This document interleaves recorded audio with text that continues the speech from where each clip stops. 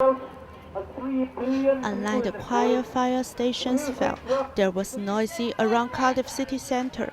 A number of trade unions marched and gathered in the Temple of Peace to commemorate the International Workers' Day.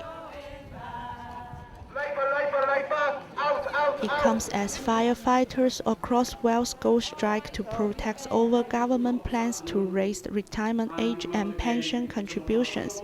Recently, the Fire Minister Brandon Lewis replied to the strike action by a letter and says government is offering firefighters one of the most generous pension schemes in all the public sector. We keep hearing this, that the firefighters have one of the most generous pension schemes, but firefighters also pay a lot of money into that scheme. We pay now in excess of £4,000 a year.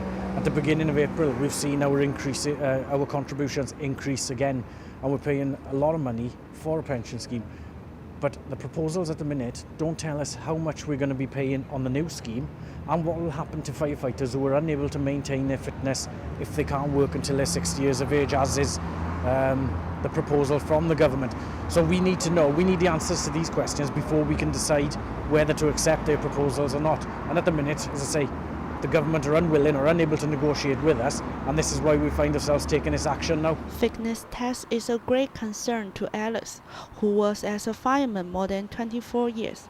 According to the new proposal, the retirement age is 60, so if he can't pass the fitness test and work 10 years more, he will lose nearly half of his pensions. It'll be a major event and a loss because I'll have no earnings. You know, I have kids. How are we supposed to live? I've paid into it for 24 years. We pay nearly £400 a month in pension, and I can't get it till I'm 60. The Fire Minister said the strike action is unnecessary because the government is ongoing communication to help to find a solution. But the firefighters said none of them want to go strike. They were put in this position by the government. A letter came out yesterday saying that there were proposals that they were going to give to us last month. That didn't happen. Had that happened, we wouldn't be on strike today. So yes, it's all the government's fault. Brandon Lewis, who's the head of the Department of Communities Local Government, should be ashamed of himself, put the proposals back on the table, and we wouldn't be in this position.